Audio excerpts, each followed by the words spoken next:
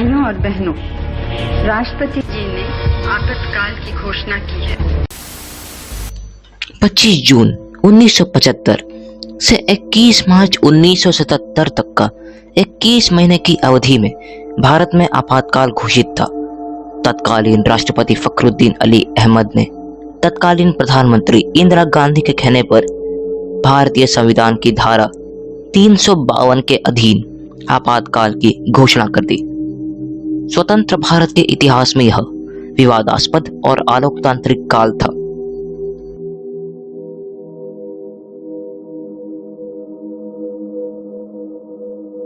प्रधानमंत्री के बेटे संजय गांधी के नेतृत्व में बड़े पैमाने पर पुरुष नसबंदी अभियान चलाया गया। जयप्रकाश नारायण ने इसे भारतीय संविधान की सर्वाधिक काली अवधि कहा था। भारत में जब देश विरोधियों और विपक्षों की करतूतें एक हद तक पहुंच गई तो इंदिरा गांधी को मजबूरन यह ठोस कदम उठाना पड़ा, जिसने बाद में चलकर खुद इंदिरा गांधी की हार को अंजाम दिया। 21 महीने के इस आपातकाल के बाद मोरारजी देसाई, जेपी नारायण, चौधरी चरण सिंह और बहुत सारे विपक्षी नेताओं ने इंदिरा गांधी पर विजय के लिए एक पार्टी बनाई, जिसका नाम रखा गया जनता पार्टी। इस पार्टी को बनाने में अटल बिहारी वाजपेयी, लाल कृष्ण आडवाणी, चौधरी चरण सिंह और बहुत सारे नेताओं का भी योगदान था। इंडियन नेशनल कांग्रेस पार्टी और कुछ अन्य पार्टियों को छोड़कर सभी लोगों ने जनता पार्टी में जुड़ना ठीक समझा। पर जिस रफ्तार से इस पार्टी का निर्माण हुआ था, उसी रफ्तार से इस पार्टी का विनाश भी हुआ। इंदिरा गांधी को हराने के बाद मोरारजी देसाई भारत के प्रधानमंत्री बने। 1979 को उनकी सरकार गिर गई, जिसके बाद इस पार्टी का नाम खराब होने लगा। इस पार्टी में आपस में सभी लोग लड़कर 1979 के बाद जनता पार्टी से अलग हो गए।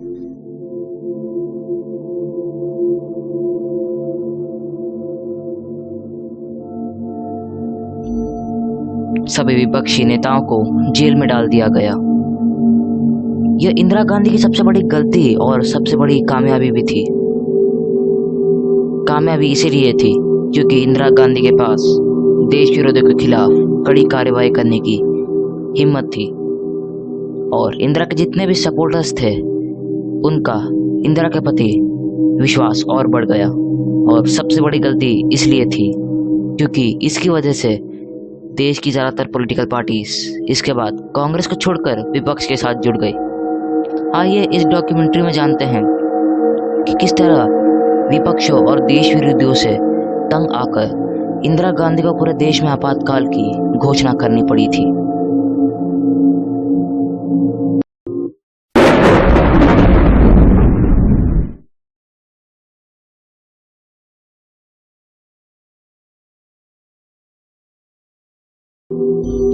उन्नीस सौ 1967 और 1971 के बीच प्रधानमंत्री इंदिरा गांधी ने सरकार और भारतीय राष्ट्रीय कांग्रेस पार्टी के साथ ही संसद में भारी बहुमत को अपने नियंत्रण में कर लिया। केंद्रीय मंत्रिमंडल के बजाय प्रधानमंत्री के सचिवालय के भीतर ही केंद्र सरकार को केंद्रित किया गया। सचिवालय के निर्वाचक सदस्यों को उन्होंने एक खतरे के रूप में देखा।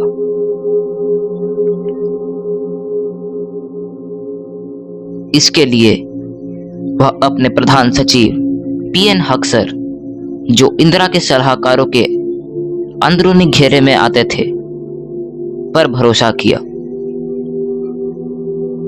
इसके अलावा परमेश्वर नारायण हक्सर ने सत्तागढ़ पार्टी की विचारधारा प्रतिबद्ध नौकरशाही के विचार को बढ़ावा दिया।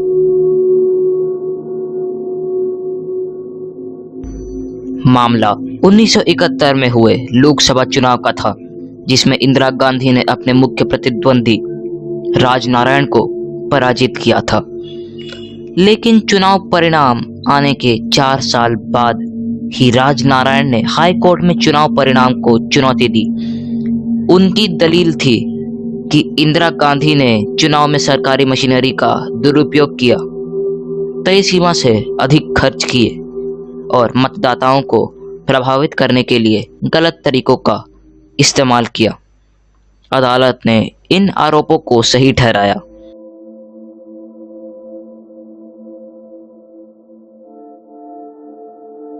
इसके बावजूद इंदिरा गांधी तस से मस नहीं हुई। यहाँ तक कि कांग्रेस पार्टी ने भी बयान जारी करा कि इंदिरा का नेतृत्व पार्टी के लिए अपरिहार्य है।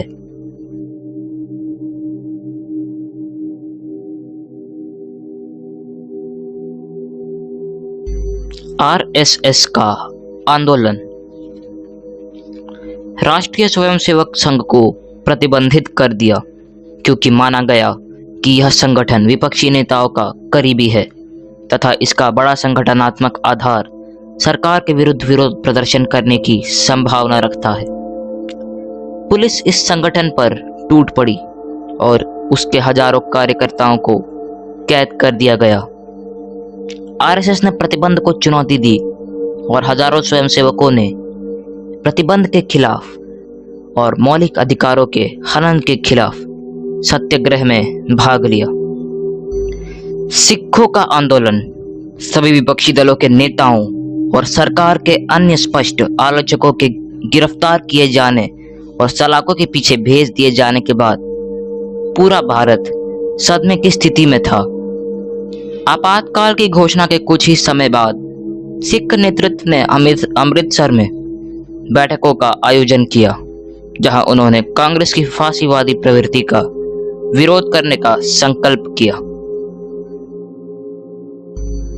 देश में पहले जन विरोध का आयोजन अकाली दल ने किया, जिसे लोकतंत्र की रक्षा का अभियान के रूप में जाना जाता था।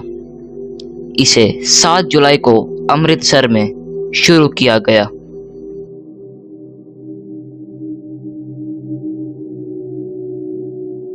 बारह जून 1975 को इंदिरा गांधी को इलाहाबाद उच्च न्यायालय ने दोषी पाया और 6 साल के लिए पद से बेदखल कर दिया। इंदिरा गांधी पर वोटर को घूस देना, सरकारी मशीनरी का गलत इस्तेमाल, सरकारी संसाधनों का गलत इस्तेमाल जैसे 14 आरोप सिद्ध हुए, लेकिन इंदिरा गांधी ने उन्हें स्वीकार ना करते हुए न्यायपालिका का उपहास किया। राजनारायण ने 1971 में रायबरेली से इंदिरा गांधी के हाथों हारने के बाद मामला दाखिल कराया था। जस्टिस जगन मोहन लाल सिन्हा ने यह फैसला सुनाया था। 24 जून 1975 को सुप्रीम कोर्ट ने आदेश बरकरार रखा, लेकिन इंदिरा गांधी को प्रधानमंत्री की कुर्सी पर बने रहने की इजाजत दी, जो कि होना भी जरूरी था क्योंकि राजतंत्र में ऐसा ही होता है। 25 जून 1975 को जयप्रकाश नारायण ने इंदिरा के ना चाहते हुए भी इस्तीफा देने तक देश भर में प्रदर्शन करने का आह्वान किया।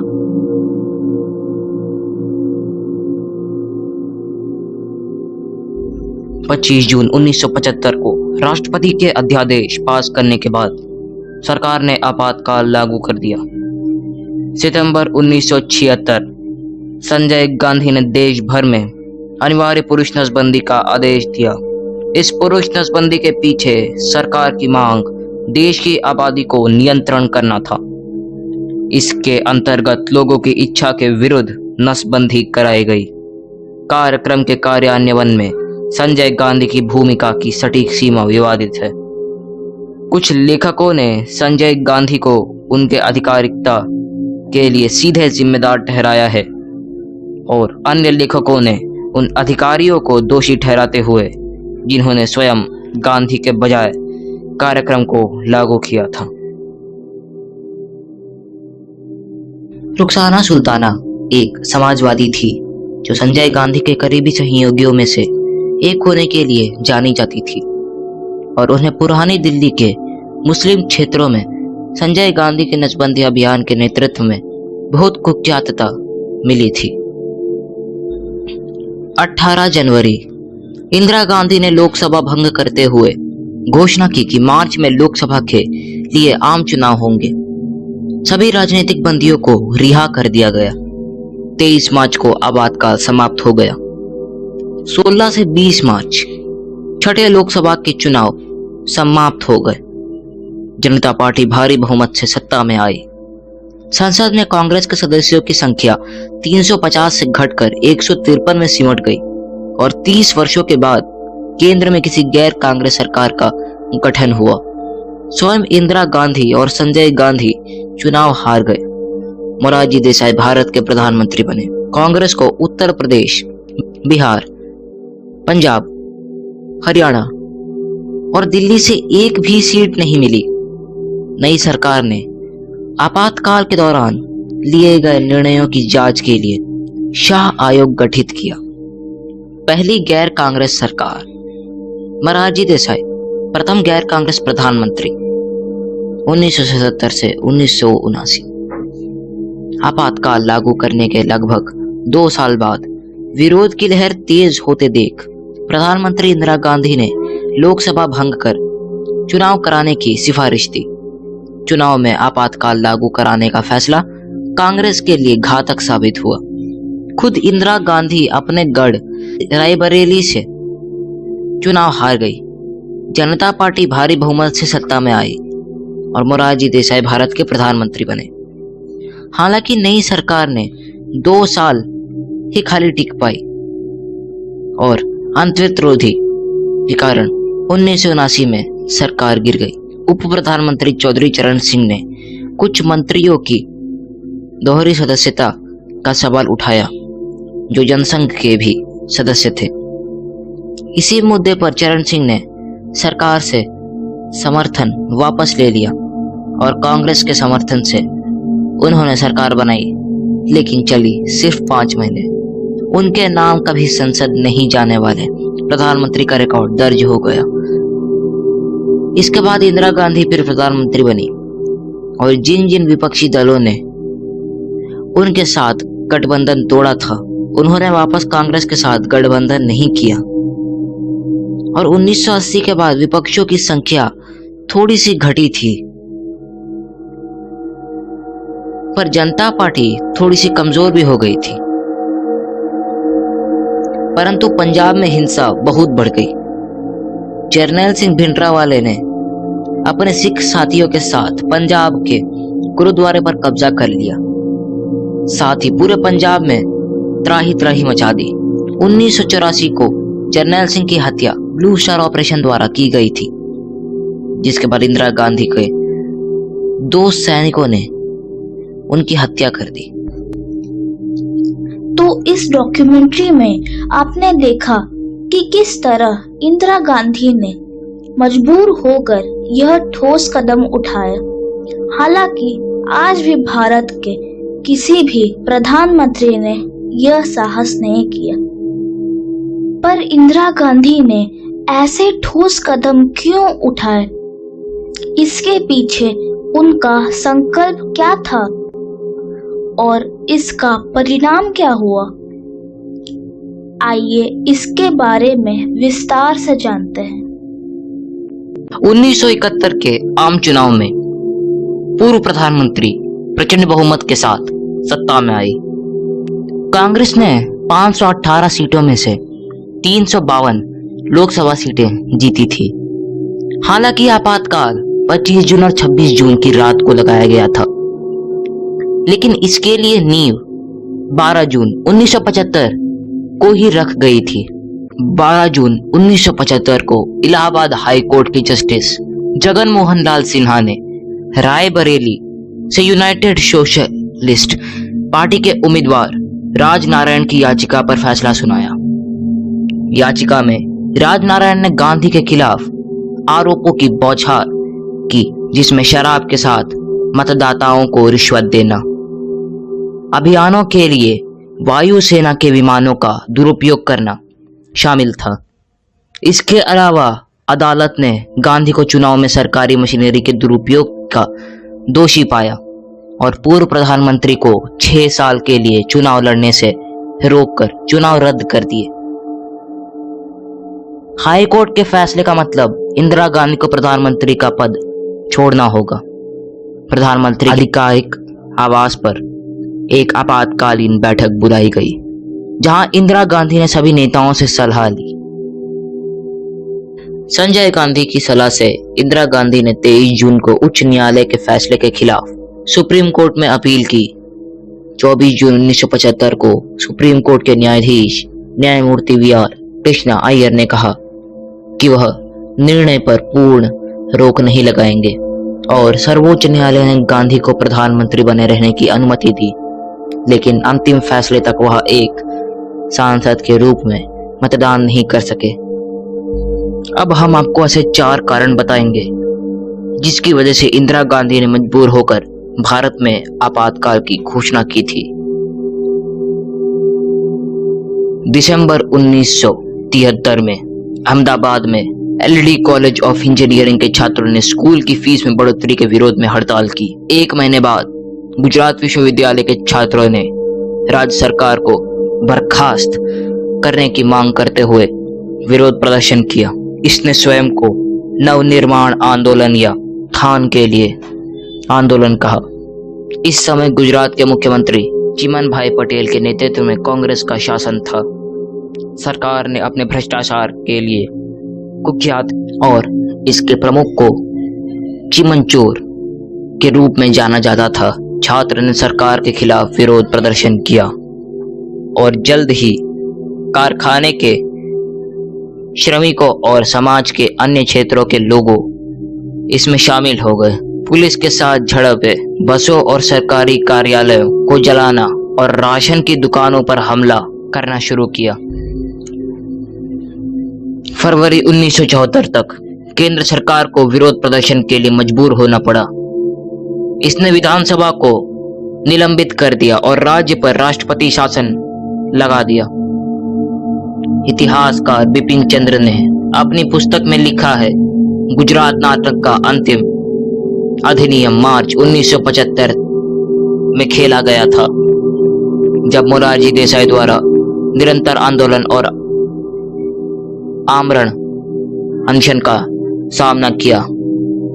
इंदिरा गांधी ने विधानसभा भंग कर दी और जून में नए चुनाव की घोषणा की। गुजरात के नक्शे कदम पर चलते हुए या इसकी सफलता से प्रेरित होकर बिहार में एक समान आंदोलन शुरू किया गया था। मार्च 1974 में बिहार में एक छात्र विरोध हुआ, जिस पर विपक्षी दलों ने अपनी ताकत झोंक दी। सबसे पहले यह जल्द ही 71 वर्षीय स्वतंत्रता सेनानी जयप्रकाश नारायण के नेतृत्व में था, जिसे लोकप्रिय रूप से जेपी कहा जाता था।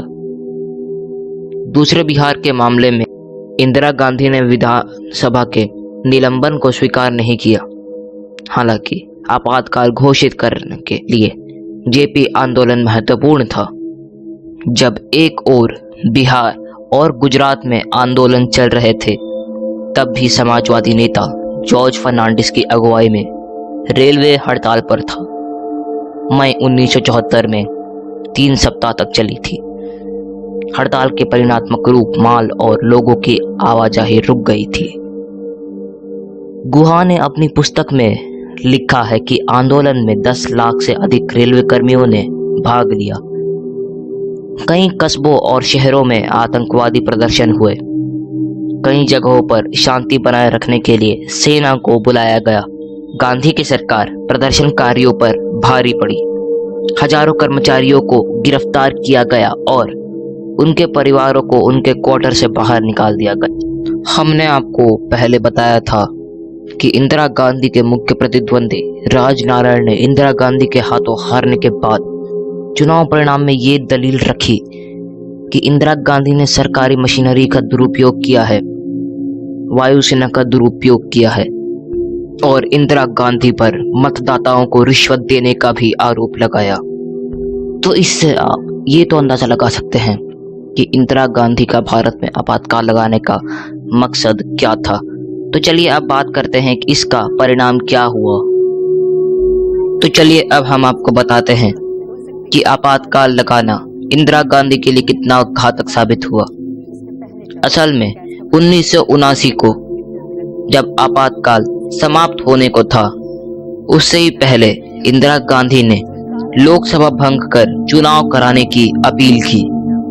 और चुनाव में इंदिरा गांधी की पार्टी खुद हार गई। जनता पार्टी भारी बहुमत से सत्ता में आई और कांग्रेस के सदस्यों की संख्या बिल्कुल से घट गई। तो इस डॉक्यूमेंट्री में हमने देखा कि किस तरह देश में अनगिनत आंदोलनों के कारण और बहुत से विपक्षी नेताओं के एकजुट हो जाने के कारण इंदिरा गांधी को पूरे भारत में आपातकाल लगाना